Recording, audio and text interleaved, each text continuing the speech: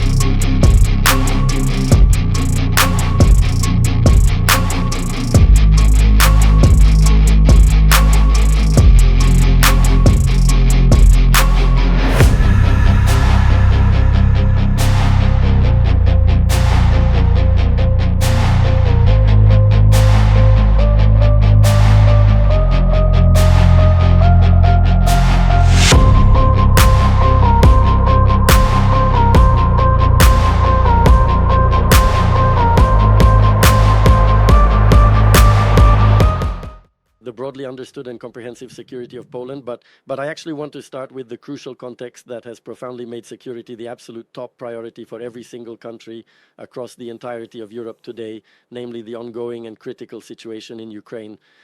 After the preliminary talks, which are meant to prepare the meeting between Presidents Trump and Putin, and the position of the European countries that we have developed over the last several dozen hours. To put it simply and directly, for Poland and for our European partners, and I sincerely hope for all of NATO as well, it must be absolutely obvious that national borders cannot be changed by force under any circumstances whatsoever. This principle is fundamental and universally applicable.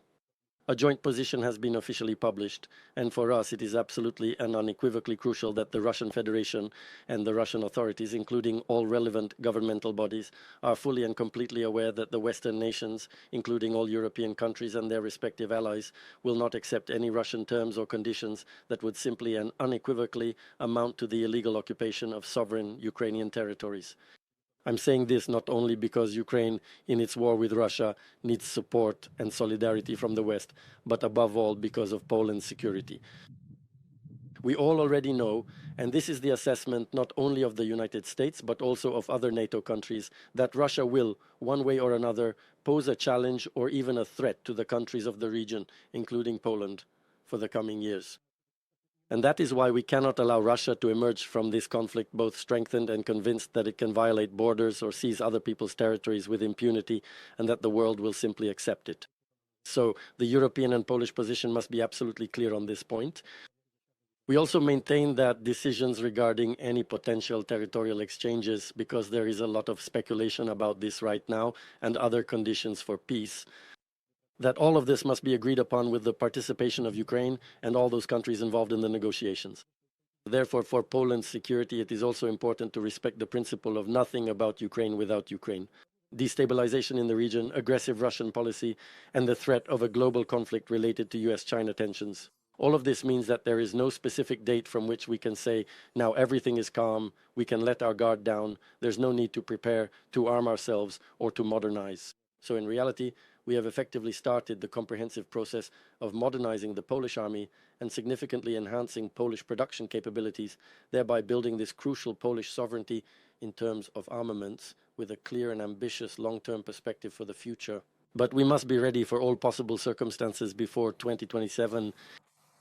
And for us, it is very important to achieve such a capability, a full defense capability, also in cooperation with our allies. So regardless of the Ukrainian scenario, Poland, NATO, and the European Union must be jointly prepared for potential threats or acts of aggression from the East.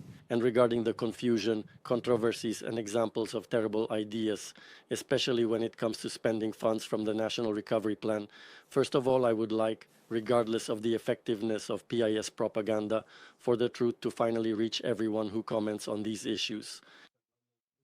The comprehensive program designed to compensate for financial losses incurred by Polish hoteliers, restaurateurs, and food suppliers, that is, from the entire sector widely known as HoReCa, is a significant and impactful program that was specifically devised and implemented by the PIS government. The problem with the National Recovery Plan, KPO, and this applies to the entire KPO, not just the percentage of funds allocated to the hotel and restaurant sector, is that due to the PIS-imposed blockade, Poland might not have managed to spend these funds in time. As a result, various ways were sought to get as much money as possible to Polish beneficiaries as quickly as possible, because otherwise these funds would simply be lost.